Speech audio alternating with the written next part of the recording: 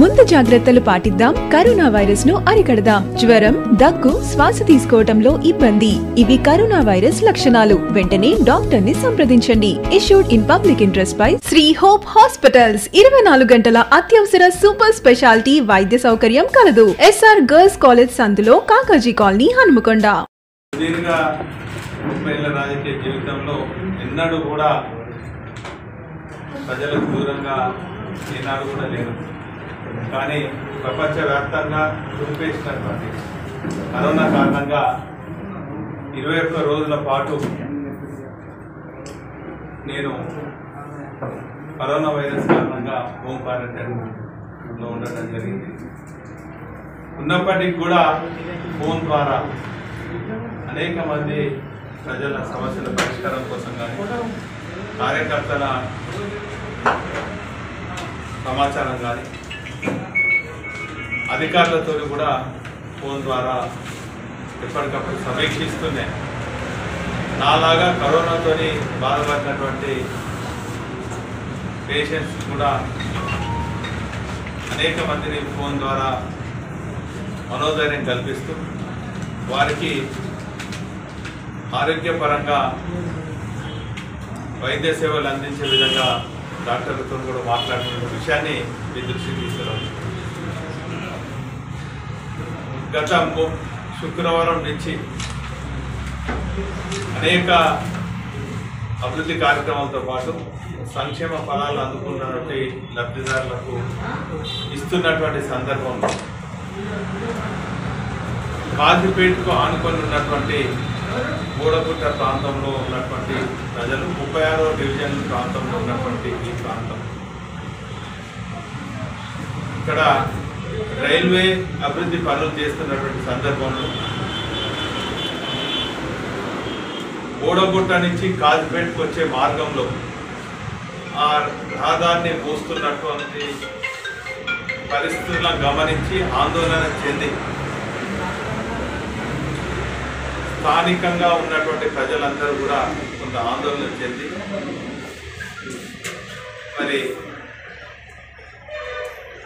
నిరాదీక్ష చేపట్టినటువంటి విషయాన్ని మా స్థానిక కార్పొరేటర్, మా డివిజన్ స్థానిక కార్పొరేటర్ బక్కర్ గారు, డివిజన్ అధ్యక్షులు సురేష్ గారు, మా అఫ్జల్ గారు, మా వీళ్ళందరూ కూడా మరి రైల్వే అధికారులు ఈ రహదారిని మూర్చింది. ఇదే కాకుండా మరి కేంద్రం నుంచి రావాల్సినటువంటి ఫుట్ ఓవర్ బ్రిడ్జ్ కూడా ఇంకా రాలేదు. మాకు కొన్ని సమస్యలు ఉన్నాయి అని చెప్పి మరి ఆందోళన చెందితే వెంటనే నాకు సమాచారం ఇవ్వగానే నేను ఇమీడియట్గా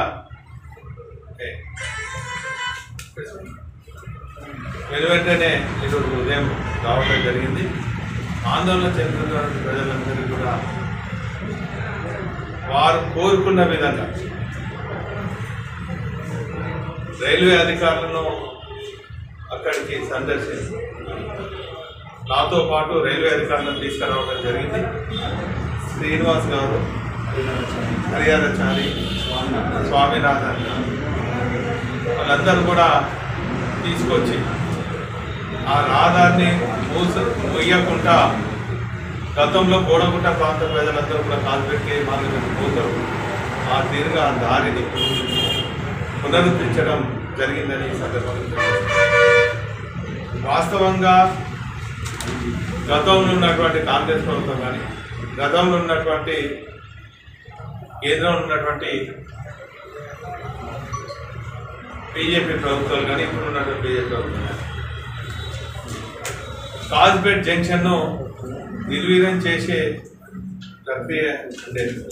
కానీ ఎప్పటికప్పుడు ప్రజలను సమీక్షించుకొని ఒక బాధ్యత ఉన్న ప్రజాప్రతినిధిగా మా పార్లమెంట్ సభ్యులు గతంలో ఉన్నటువంటి వినోద్ కుమార్ గారు కానీ, శ్రీయర్ గారు కానీ, ఇప్పుడున్న గతంలో ఉన్నటువంటి సీతారాం నాయక్ గారు కానీ, ఇప్పుడున్నటువంటి పర్సనల్ డైరెక్టర్ గారితో పాటు అనేక దఫాలుగా మరి జిఎం గారికి, రైల్వే జిఎంతో పాటు కేంద్ర రైల్వే మంత్రికి కూడా చెప్పినటువంటి విషయాన్ని మీ ద్వారా నేను ప్రజలకు తెలియజేస్తాను. గతంలో జీఎం ఉన్నటువంటి శ్రీవాస్తవ గారు ఉన్నప్పుడు కానీ, అస్థానా గారు ఉన్నప్పుడు కానీ, రవి గుప్తా గారు ఉన్నప్పుడు కానీ, వినోద్ కుమార్ యాదవ్ గారు ఇప్పుడు చైర్మన్ ఉన్నప్పుడు కానీ అనేక రిప్రజెంటేషన్స్ ఇవ్వడం జరిగింది. మా ఎంపీల ద్వారా ఒత్తిడి తీసుకురావడం జరిగింది. నేను కూడా 2-3 సార్లు ఢిల్లీకి వెళ్ళి మా ఎంపీ గారితో అనేక రిప్రజెంటేషన్ ఇచ్చిన కారణంగా గతంలో కాజ్పేట్ జంక్షన్లో ప్యాసింజర్స్ అమ్యూనిటీస్ గురించి చెప్పడం జరిగింది. మరి మేము ఇచ్చినటువంటి రిప్రజెంటేషన్ కారణంగా కొంత అమ్యూనిటీస్ కూడా మరి అక్కడ ఇంప్రూవ్ అయినటువంటి విషయాన్ని కూడా మీ ద్వారా తెలియజేస్తున్నాను. అదేవిధంగా మిక్స్డ్ హై స్కూల్ గురించి కూడా అది రోజుకు మరి స్టూడెంట్స్ లేక మరి అంతా కూడా కుదుటపడుతుంటే స్థానిక ప్రజలను విద్యార్థులను కూడా తీసుకోవాలని చెప్పి డిఫరెన్స్ చేయడం జరిగింది.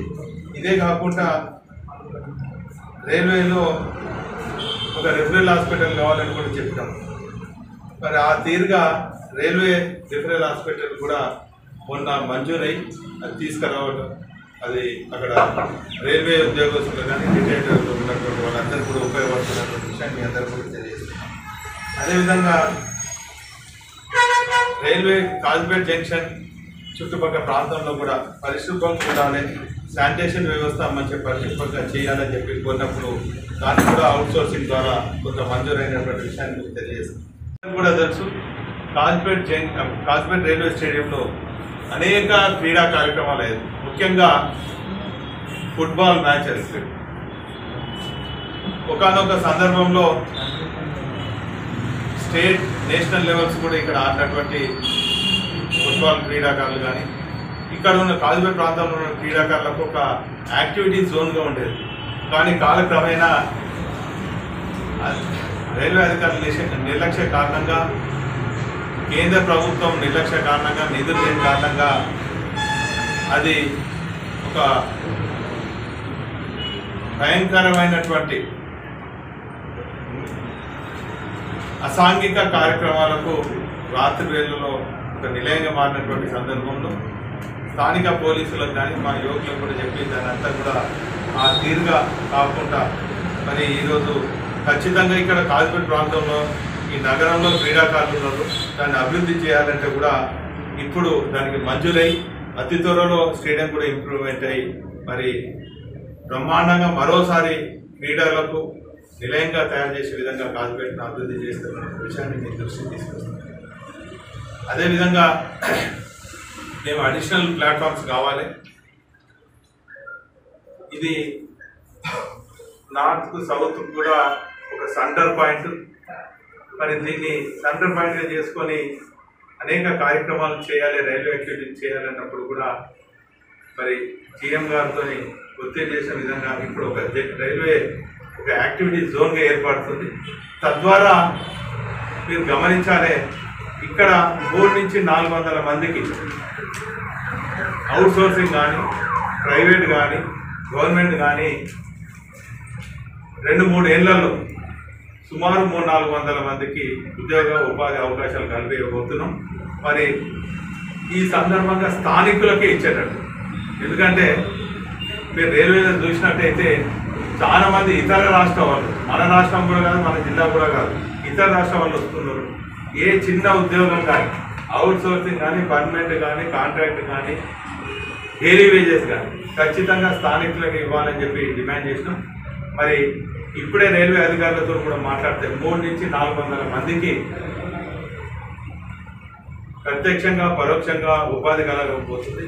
అందులో ముఖ్యంగా fitters, plumbers, electricians, blacksmith వాళ్ళకి అందరు కూడా మెకానిక్, ఈ 5 ట్రేడ్ వాళ్లకు 3 నుంచి 400 మందికి ఈ రైల్వే హబ్ అయిపోయాక అక్కడ అవకాశం కల్పిస్తుంది. కాబట్టి వీళ్ళందరినీ కూడా ముందు చూపుతో ట్రైన్ చేయాలనే ఉద్దేశంతో న్యాక్ ఆధ్వర్యంలో అక్కడ ఓడగుట్టలో కానీ ఇటు మినీ కార్పొరేషన్లో హాల్ తీసుకొని న్యాక్ ఆధ్వర్యంలో నిరుద్యోగ యువకులకు, ముఖ్యంగా కాజ్పేట్, బోడగుట్ట ప్రాంతంలో ఉన్నటువంటి యువకులకు ఈ ట్రేడ్కు సంబంధించి మొదలై ట్రైనింగ్ ఇవ్వబోతున్నటువంటి విషయాన్ని కూడా ఈ సందర్భంగా తెలియజేస్తున్నాం.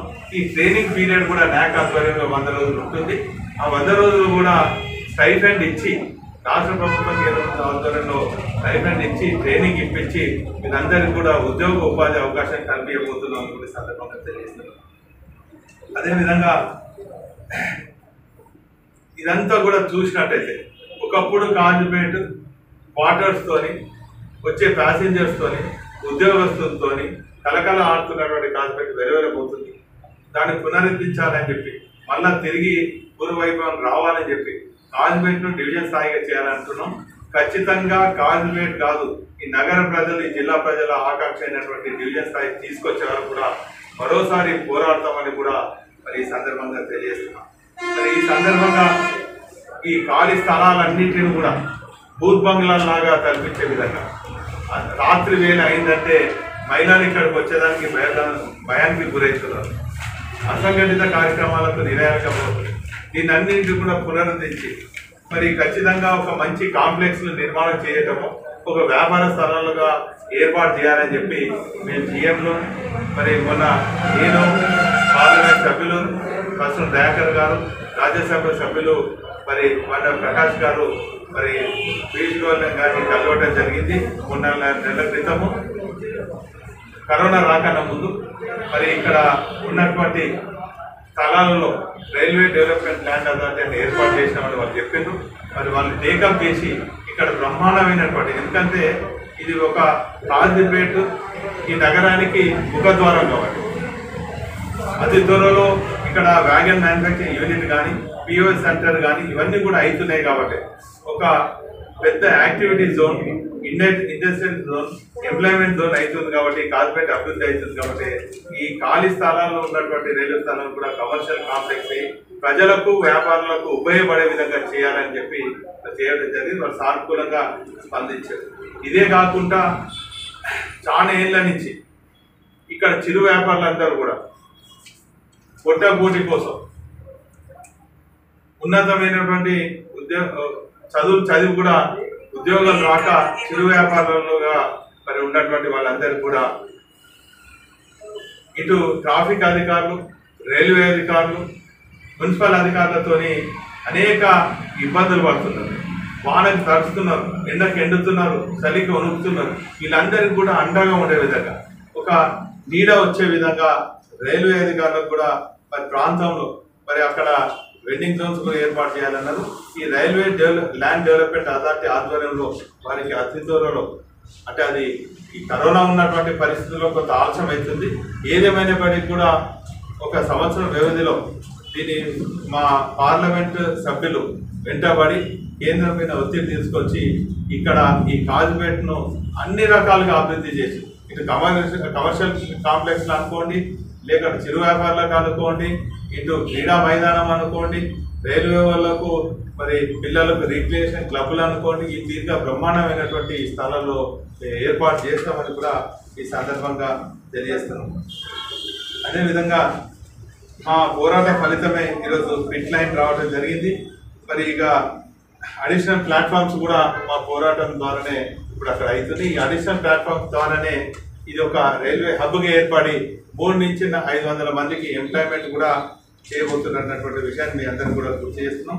ఇక పోతే చిరకాల వాంఛ అయినటువంటి గోడగుట్ట ప్రజల చిరకాల వాంఛ ఫుట్బోర్డ్ బ్రిడ్జ్ కూడా మేము మరొకసారి మరి కేంద్రం పైన ఒత్తిడి తీసుకొచ్చి ఖచ్చితంగా ఒకవేళ రాష్ట్ర ప్రభుత్వం షేర్ ఇవ్వాలని వాళ్ళు అడిగితే ఖచ్చితంగా అమౌంట్ కూడా మేము భరించడానికి సిద్ధంగా ఉన్నామని కూడా ఈ సందర్భంగా తెలియజేసుకుంటూ, మరి ఈ కాజుపేట ఎప్పుడో 40 ఏళ్ల కింద బ్రిడ్జ్ నిర్మాణం జరిగితే అప్పుడు ఉన్నటువంటి ట్రాఫిక్ అనుగుణంగా ఉండే, కానీ ఇప్పుడు పెరిగిపోయినటువంటి జనాభా అనుగుణంగా ప్యారలల్ బ్రిడ్జ్ కావాలంటే కూడా బ్రిడ్జ్ 70 కోట్ల శాంక్షన్ అయ్యి పనులు కూడా వేగవంతం అవుతుంది. అది మరి అవి కూడా పూర్తి చేసి మరి ఆ బ్రిడ్జ్ ద్వారా కూడా ఇంకా ఇక్కడ ప్రజలకు బ్రహ్మాండమైన మెరుగైనటువంటి రవాణా సౌకర్యంతో పాటు వ్యాపార రీత్యా కూడా అభివృద్ధి చెందుతుందని ఆకాంక్షిస్తున్నాం. మరి ఈ తీరుగా కాజుపేట అనేక అభివృద్ధి చేస్తూ మరి ఇక్కడ చూసినట్టయితే మీకు ఒక మోడల్ మార్కెట్ తయారు చేసినాం. మరి సోమిడిలో చూసినట్టయితే మోడల్ కమ్యూనిటీ హాల్ తయారు చేసినాం. మరి సోమిడి ప్రాంతంలో మోడల్ మరి స్కూల్తో పాటు ఒక బరెల్ గ్రౌండ్ కూడా తయారు చేసినాం. తర్వాత ఈ తీరుగా అనేక ప్రభుత్వ స్థలాలలో కూడా ప్రజలకు ఉపయోగపడే విధంగా దాని భూ కబ్జాదారులు కబ్జా చేయకుండా చేయడం జరుగుతుంది. మరి ఈ సందర్భంగా కాజ్పేట్లో కూడా పేదవాళ్ళు ఉన్నారని చెప్పి వారిని దృష్టిలో పెట్టుకొని మరి కాజ్పేట్లో ఉన్నటువంటి ప్రభుత్వ స్థలం కూడా 190 ఇండ్లకు మరి భూమి పూజ చేయ విధంగా కార్యక్రమం శ్రీకారం చుట్టడం జరిగింది. అనివార్య కారణాల వల్ల కేటీఆర్ గారు ప్రోగ్రాం రాలే కాబట్టి అతి త్వరలో మళ్ళా కేటీఆర్ గారి ద్వారా భూమి పూజ కూడా చేసి 190 మంది లబ్ధిదారులకు కూడా చేస్తాం. ఇంకా స్థలం చూసి ఇంకా పేదవాళ్ళు ఉంటే ఇంకా కొన్ని ఇళ్ల నిర్మాణం కోసం కూడా నిధులు తీసుకొస్తామని కూడా సందర్భంగా తెలియజేస్తున్నాం. అదేవిధంగా బోడగుట్ట ప్రాంతానికి కనుక చూసినట్టయితే గతంలో బోడగుట్ట పోయేదానికి దారి కూడా లేదు. మట్టి దారితోని వానాకాలం 4 చిరుకులు పడితే మరి 2 వీలర్ కూడా జారిపడి ప్రజలు ప్రమాదానికి గురైంది. ఈరోజు బ్రహ్మాండమైనటువంటి దాని బోడగుట్టకు కడిపుగొండ నుంచి బోడగుట్టకు బ్రహ్మాండమైన సీసీ రోడ్ వేయడం జరిగింది. మరి బోడగుట్టకు ఆనుకొని ఉన్నటువంటి చెరువును కూడా ఒక పిక్నిక్ స్పాట్గా ఒక టూరిజం స్పాట్గా తీర్చిదిద్దేదానికి మేము అన్ని కూడా ప్రణాళికలు సిద్ధం చేసినాం. నిధులు కూడా కొంత మంజూరైంది. అందులో భాగంగానే రైలింగ్ కూడా పనులు అవుతున్నాయి. సీటింగ్ అరేంజ్మెంట్ చేసిన తర్వాత అక్కడ పెడెస్ట్రల్ బోర్డ్తో పాటు మరి మోటరైజ్డ్ బోర్డ్స్ కూడా తయారు చేసి ఒక బ్రహ్మాండమైనటువంటి ఒక లేకును తయారు చేసి మరి ఇంతకుముందు మీరు చూసినట్టయితే రైల్వే డ్రైనేజ్ వాటర్ కానీ కాజ్పేట్ డ్రైనేజ్ వాటర్ కూడా అంత వచ్చి ఒక మురికి గుంటలాగా ఉండే ఇప్పుడు ప్యూరిఫై చేసి ఒక పిక్నిక్ స్పాట్గా తీర్చిదిద్దే బాధ్యత తీసుకుంటున్నాం. అక్కడ మరి ఆ గుట్ట పైన కూడా లైటింగ్తో పాటు పార్కింగ్తో పాటు బ్రహ్మాండంగా మరి ఒక బతుకమ్మ స్టెప్స్ బతుకమ్మ విగ్రహం కూడా ఆ లేక్లో ఉండే విధంగా కూడా చేస్తాం. ఈ తీరుగా మరి ఆ బోడగుట్ట ప్రాంతాన్ని చూసినట్టయితే నేను ఒక మెడిటేటర్గా నేను అనుభూతి పొందినటువంటి దీన్ని అనేక మంది అనేక సందర్భాలలో టూరిజం శాఖ వాళ్ళతో కూడా చెప్పడం జరిగింది. అక్కడ ఒక ధ్యాన కేంద్రం కూడా ఏర్పాటు చేయబోతున్నాం. ఒక స్పిరిచువల్ హబ్గా కూడా ఏర్పాటు చేస్తున్నాం. దానికి ఒక గొప్ప చరిత్ర ఉంది. ఈ మధ్య కాలంలో చరిత్రకారులు కూడా చెప్పడం జరిగింది. దర్గాలో ఉన్నటువంటి పీఠాధిపతి కుసూర్ బాషా గారి తాత కూడా అక్కడ ధ్యానం చేసింది అనేది ఒక ఆనవాళ్ళు. అఫ్జల్ బియాబాయి గారు కూడా అక్కడ ధ్యానం చేసినటువంటి ఆనవాళ్ళు ఉన్నాయి. వారికన్నా పూర్వం జైన్లు కూడా సంతరించి ధ్యానం చేసినటువంటి ఆనవాళ్ళు ఈరోజు చరిత్రకారులు చెప్తున్నారు. కాబట్టి ఇటు ఆర్కియాలజీ డిపార్ట్మెంట్ కానీ ఇటు టూరిజం వాళ్ళతో కూడా సంయుక్తంగా చేసి దాని ఒక చారిత్రాత్మకమైనటువంటి ఆ ప్రాంతాన్ని తీర్చిదిద్దే ప్రయత్నం చేస్తున్నామని కూడా ఈ సందర్భంగా తెలియజేసుకుంటూ ఏదేమైనప్పటికీ కూడా ఈ కాజ్పేట్ ముఖద్వారమైన ఈ నగరానికి ముఖద్వారమైన కాజ్పేట్ అన్ని రంగాలలో అన్ని అంశాలతో అభివృద్ధి చేస్తూ మరి ఇన్ని రోజులు వెనుకబడినటువంటి మరి బోడగుట్ట ప్రాంతాన్ని కూడా అన్ని హంగులతో కనీ విని ఎరగని రీతిలో అభివృద్ధి చేసి మరి ఆ ప్రజల ఆకాంక్ష అయినటువంటి మరి ఫుట్ఓవర్ బ్రిడ్జిని కూడా సాధిస్తామని కూడా ఈ సందర్భంగా తెలియజేసుకుంటూ మరోసారి అతి త్వరలో మరి మా ఎంపీ గారితో కూడా అక్కడ వస్తాం.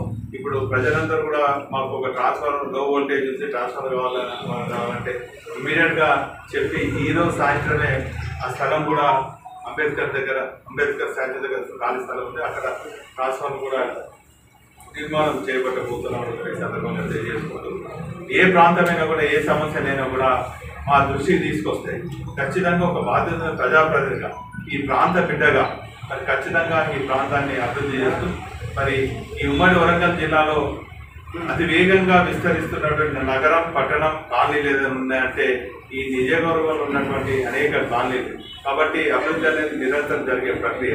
కాబట్టి అభివృద్ధి కోసము పరితపించే ఒక నాయకుడుగా ప్రజల క్షేమం కోసం ప్రజల ఎదుర్కొంటున్న సమస్యల పరిష్కారం కోసం నేను మా పార్టీ శ్రేణులు మా కార్పొరేటర్లు అదేవిధంగా మా ప్రభుత్వం కృషి చేస్తుందని కూడా ఈ సందర్భంగా తెలియజేస్తూ ప్రజలకు ఎప్పటికీ అందుబాటులో ఉంటాం. మీ ఆశీస్సులు కావాలని సందర్భంగా తెలియజేసుకుంటున్నాం.